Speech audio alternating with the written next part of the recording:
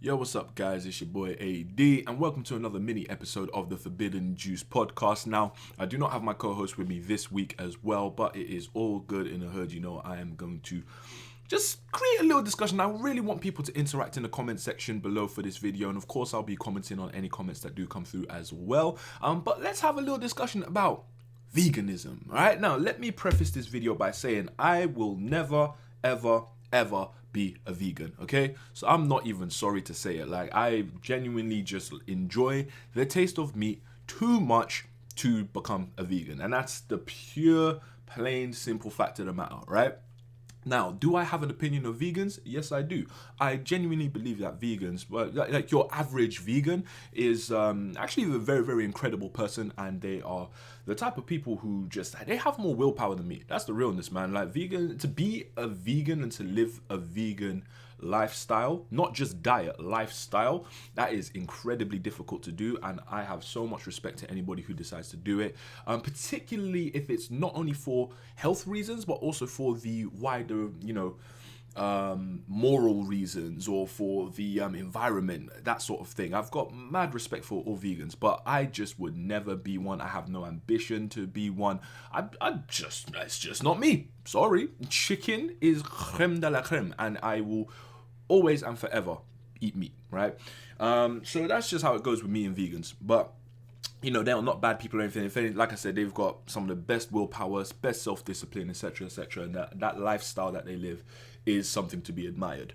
But is veganism really all that it's cracked up to be? Because, hey, it just makes logical sense for us to all be vegans, right? Let's get some facts and figures up. So, if every American dropped one serving of chicken per week from their diet, it would save the same amount of CO2 emissions as taking 500,000 cars off of the road. This is from an infographic that I can see on culinaryschools.org, okay? So can you imagine if every American ate just one serving of chicken, not even one less whole chicken, one serving of chicken per week from their diet, CO2 drops worldwide the same amount as 500,000 cars off of the road. There's also things like if every person changed from being on a meat diet to a vegan diet, they'll reduce carbon dioxide emissions by 1.5 tons. Chicken, turkeys, pigs, and cows are collectively the largest producers of methane in the US, and methane is 20 times more powerful at trapping heat in the Earth's atmosphere than carbon dioxide, meaning that obviously when it comes to greenhouse gases, we are doing more damage to our planet by having all of these animals around, because we are trying to sustain the meat-eating economy. When it comes to just the production of meat, it takes 2,400 gallons of water to produce 1 pound of meat versus 1 pound of wheat.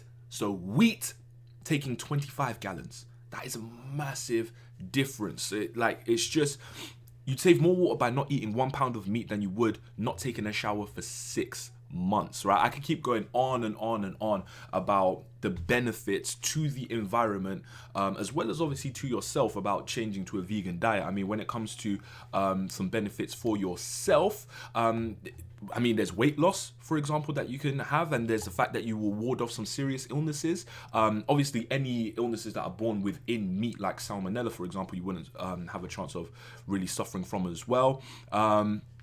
And although there is the argument that you would suffer deficiency in certain nutrients, there are supplements that you can take, and there's basically just alternatives for being able to supplement your diet as well as a vegan. So it is very, very possible to be a vegan, especially in today's day and age. I mean, even within the UK, as of 2019, there were 600,000 vegans in the UK, and that was up from a good 100 and something odd K of them back in 2016. Like, it's quadrupled how many vegans we've got in the UK now. So there's definitely a reason to be vegan, right? But at the same time, veganism is not all that it's cracked up to be, because, for example, right, you see some of these vegetables you guys are eating, they don't grow in the Western world, okay? When it comes to avocados, for example, Mexico is the biggest exporter of avocados at the moment in the world, and they are exporting, 45% of the avocados in the world come from Mexico, and it's gotten to a point now where the cost of avocados within Mexico has now skyrocketed because of the demand for it worldwide.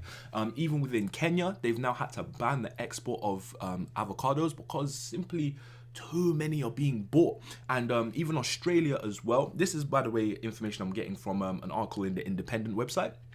But even in Australia, they've had to self-impose a limit, a ratio on how many avocados they can have each year, because they realize that they are taking far too many avocados from Mexico, and well, it's having an effect on the people that live there. And it goes for all sorts of different vegetables as well, and fruit that you guys are exporting, because they just don't grow in a lot of these countries that are really, really popularizing these vegetarian and vegan diets. Now, even saying the word vegetarian, that's one thing I wanted to touch on. It seems as if people aren't vegetarian anymore. I feel like everybody now is vegan. You're either, a meat eater and you love meat and you're gonna eat meat for the rest of your life, or you're a vegan, like a cold-blooded, hearty vegan, like you just eat vegetables all the time and nothing else. And it's like, where is the middle ground, right? Like, I've said that I'm never ever gonna be vegan, but that's not to say that I'm not gonna change my diet. Of course I'm gonna change my diet with what the knowledge I know. Of course I'll change my diet. It's nonsensical to think otherwise. So I do eat more vegetables ever since I looked into veganism and what it was about, the benefits of it, etc., etc. And yes, I have now started eating more vegetables. I mean, it's just the more healthy thing to do. And I mean, if I was gonna be, the closest I would ever be to a vegan is what's called a polo vegetarian. So that means that you eat chicken, and but that's like the only meat that you eat. There's also things called pescatarians. So pescatarians are people that eat fish as well as fruits and vegetables and that sort of thing, and a few other animal byproducts. And then you've also got what are called flexitarians, which are vegans, but they kind of cheat every now and again. So there's definitely all sorts of different dietary options that you can consider as rather than being a cold-blooded vegan.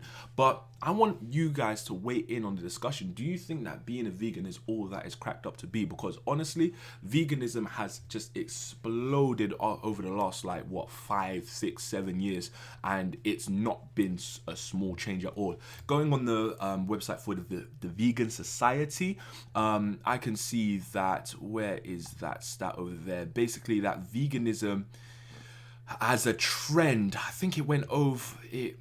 What was the? It blew up something like 900% or something like that in popularity within the last 5 years. Something ridiculous like that. I know that one stat basically said that non-meat meals or non-meat foods had risen in demand by over 338%. And I mean, that doesn't really mean anything to me, because if one person decided to have vegan food one year and then the next year 3 people decided to demand it, that means that is a 300% increase. So I mean, just cause it's a 300-something% increase doesn't mean that's necessarily massive. That doesn't necessarily translate into massive numbers. But you can't deny the fact that being a vegan is all the rage right now, and it is something that people are definitely getting on board by, and in vast quantity. Even just speaking amongst the black community, I've originally was like, man, vegan, that's some white people stuff, until black people started doing it, and I'm like, oh, well, okay then. So yeah, guys, please weigh in on the discussion. What do you guys think about veganism? Is it the right choice? Is it the wrong choice? Do you think there's a middle ground that should be reached or whatever? Me personally, I think that being a whole vegan is not the right thing to do.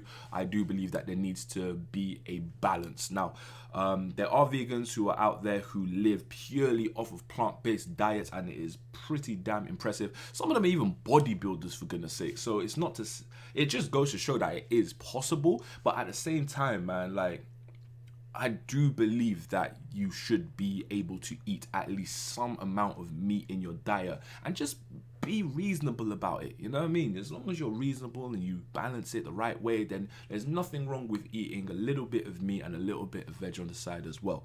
You know, it all comes down to balance, and it also comes down to what works for you. Because, for example, some people they swear by the keto diet, and some people swear by veganism.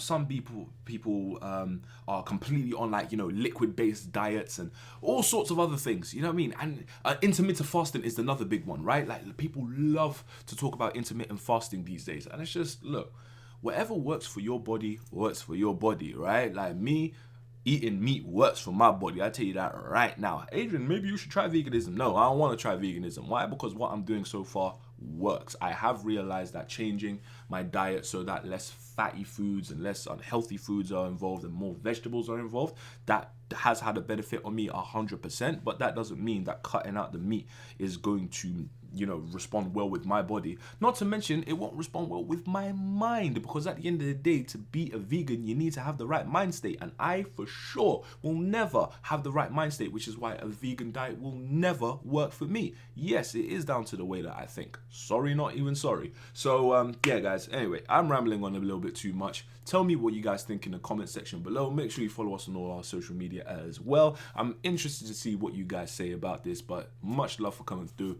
and we will see you next week with a new episode of The Forbidden Juice. All right, so much love to everybody. I'll let you boy. Peace.